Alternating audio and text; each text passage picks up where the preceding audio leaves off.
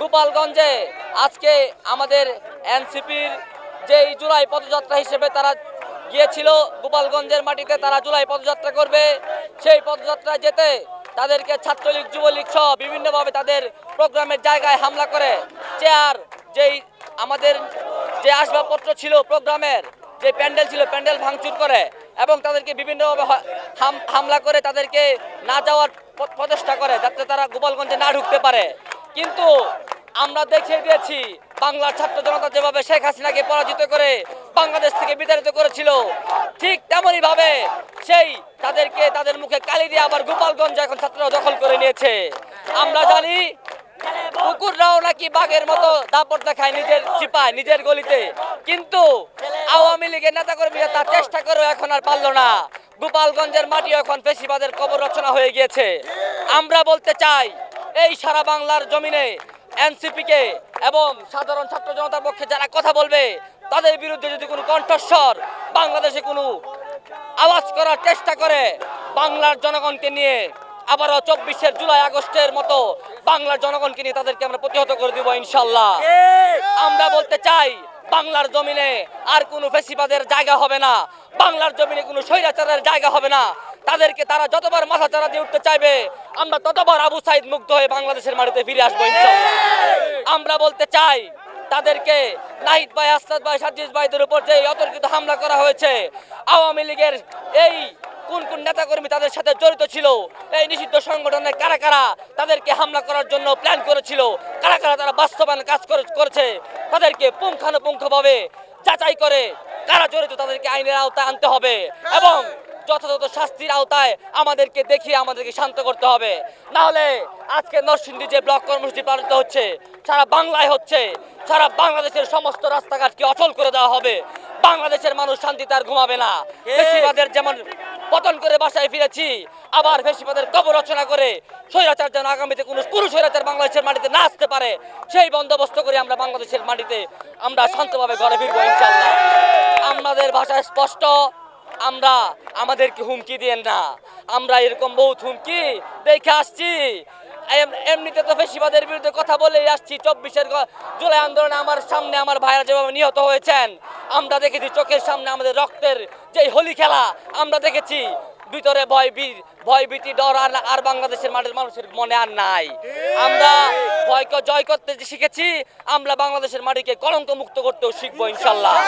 আমরা বলতে চাই, আওয়ামী লীগকে সাবধান করতে চাই, যদি আপনারা আবার এত সহজেই বাংলাদেশের মানুষের কাছে ক্ষমা না চেয়ে শেখ হাসিনার ফাঁসির বন্দোবস্ত না করে বাংলাদেশে আবার মাথা চারা দিয়ে উঠতে চান, আপনাদেরকে কঠিনভাবে দাঁত ভাঙা জবাব দেওয়া হবে।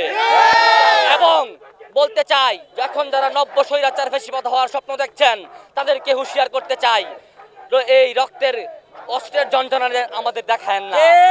আমরা অস্ত্রের যন্ত্রণা ভয় পাই না। বাংলাদেশের মানুষ এই অস্ত্রের যন্ত্রণা থেকে মুক্ত পেতে চায়। বাংলাদেশের মানুষ নতুন বাংলাদেশ গড়ার প্রত্যয় কাজ করতে চায়। আপনাদের অস্ত্রের যন্ত্রণা রক্তের হোলি খেলা আমরা আর ভয় পাই না। টানা ৭ম-বারের মতো বেস্ট টিস্যু পেপার ব্র্যান্ড হিসেবে স্বীকৃতি পেয়েছে বসুন্ধরা টিস্যু। আজকে মূলত কোনো একক রাজনৈতিক দলের উপরে হামলার কারণে আমরা এখানে উপস্থিত হই নাই।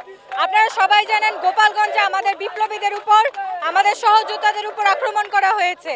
তো জুলাইয়ের পরে, আমাদের জুলাই সংগ্রামের 5ই আগস্টের পরে, স্বাধীনতা অর্জনের পরেও আমাদের বিপ্লবীদের কেন রক্ত ঝরবে? আওয়ামী লীগের দোসররা এখনো ওই সাহস নিয়ে বাংলাদেশে রয়ে গেছে। তারা এখনো বিপ্লবীদের গায়ে হাত তুলতেছে, তাদের উপর আক্রমণ করতেছে এবং প্রশাসন দাঁড়ায় দাঁড়ায় দেখতেছে। যারকে ধিক্কার জানায় আমরা আজকে বিক্ষোভ মিছিল আয়োজন করেছি এবং আমরা ব্লকের কর্মসূচি বাস্তবায়নের উদ্দেশ্যে এখানে এসেছি। দাবি হচ্ছে ইন্টারিম গভর্নমেন্ট কি করে? এখন পর্যন্ত আওয়ামী লীগের দোসররা, আওয়ামী লীগের বড় বড় নেতারা এখন পর্যন্ত বাইরে ঘোরাঘুরি করতেছে। ইন্টারিম গভর্নমেন্টের কাছে উত্তর চাই, তারা কি করতেছে, প্রশাসন কি করতেছে? আজকে বিপ্লবীদের উপর হামলা হইতেছে, প্রশাসন কি করতেছে? আমাদের সবার দাবি হচ্ছে যত দ্রুত সম্ভব এর কঠোর ব্যবস্থা নেওয়া উচিত, কঠোর ব্যবস্থা নেওয়া। আজকের কর্মসূচি হচ্ছে যে আমাদের যে বিপ্লবী যে বাইরা আছে, হাসনাত সাদিস, ওরা আছে গোপালগঞ্জে চলে গেছে, গোপালগঞ্জে গিয়েছিল। তো ওইখানে যাওয়ার পর আওয়ামী লীগের দোসররা এখনো কিভাবে আমার ভাইদের উপরে হামলা করে? প্রশাসন কেন নীরব ভূমিকা পালন করছে? আসলে মানে আমাদের তো মানে আমাদের কথা হচ্ছে যে প্রশাসন কিভাবে এখনো নীরব ভূমিকা পালন করছে, তার মানে কি প্রশাসন এখনো কি আওয়ামী লীগের সাথে লিয়াজু করে চলছে? আমার প্রশ্ন রইল প্রশাসনের কাছে। আজকে আমাদের দাবি হচ্ছে, আমাদের এখানে আমরা সকল ধরনের সকল রাজনৈতিক বাইরে আমরা উপস্থিত হয়েছি, আমরা বৈষম্যবিরোধী ছাত্র আন্দোলনের সকল বাইরে উপস্থিত হয়েছি। আমাদের দাবি হচ্ছে আমাদের সহযোদ্ধারা এখনো কেন নিরাপদ না? আমরা চাই যে আমাদের সহযোদ্ধারা আমরা যেইখানে যাই আমরা যেন একেবারে নিজের মানে প্রশাসন নিয়ে যেতে পারি, যে না আমরা এইখানে যেতে পারবো, এইখানে আমাদের গেলে আমাদের একটা নিরাপত্তা আছে। এই সকল ধরনের কর্মসূচি আজকে পালন করা হচ্ছে। জানতে পেরেছেন গোপালগঞ্জে আমাদের বৈষম্যবিরোধী ছাত্র আন্দোলনের সাবেক সমন্বয়ক বর্তমান এনসিপি নেতারা জুলাই পদযাত্রায় গিয়েছেন। সেখানে তাদের উপর আওয়ামী সন্ত্রাসী বাহিনী বর্বরোচিত একটি অতর্কিত হামলা করেছে এবং সেই প্রতিবাদে আমরা এখানে বিক্ষোভ কর্মসূচি পালন করছি। আমাদের বৈষম্যবিরোধী ছাত্র আন্দোলন এবং জাতীয় নাগরিক পার্টি এনসিপির পক্ষ থেকে আমরা সম্মিলিতভাবে এই বিক্ষোভ কর্মসূচি পালন করছি।